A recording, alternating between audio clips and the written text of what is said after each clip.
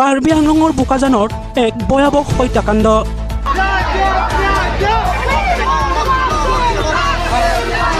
বোকাজানত সংঘটিত এক ভয়ানক ঘটনাত 6 বছৰীয়া শিশুৰীক দৰ্শন কৰি হত্যাৰ অভিযোগ উত্থাপন হৈছে ৰঞ্জিত বসুমতাৰী আৰু বাবু নামৰ এজন যুৱকে।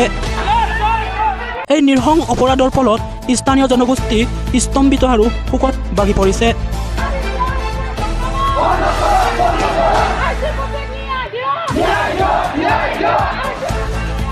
ভুক্তভোগী কাৰ্বি আংলঙৰ বোকাজানৰ থানাৰ অন্তৰ্গত অমৰাজানৰ সুৰজ ফূৰ্তি আৰু সুনিতা ফূৰ্তিৰ কইনা সোমবাৰে দুপৰীয়া ভাগত সন্তানহীন হৈ পৰে।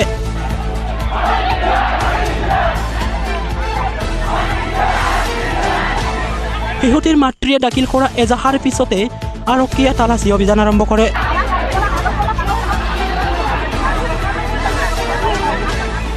পৰিতাপৰ কথা যে মঙলবাৰে শিশুৰীগৰাকীৰ মৃতদেহ তেওঁৰ বাসগৃহৰ সমীপতে বাৰাঘৰৰ সন্মুখত অৱস্থিত এটা কুঁৱাত উদ্ধাৰ হয়।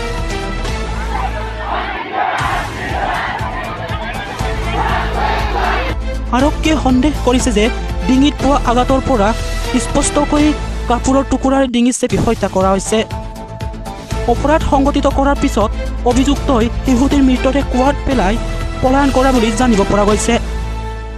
মঙলবাৰে সন্ধিয়া স্থানীয় ৰাইজে গণহাবিত আত্মগোপন কৰি থকা ৰঞ্জিতক প্ৰত্যক্ষ কৰে। ৰাইজে তেওঁ আটক কৰি বোকাজানৰ আৰক্ষীত গতাই দিয়ে। ৰিপৰ্ট নৱ নিউজ পেপাৰ আছাম।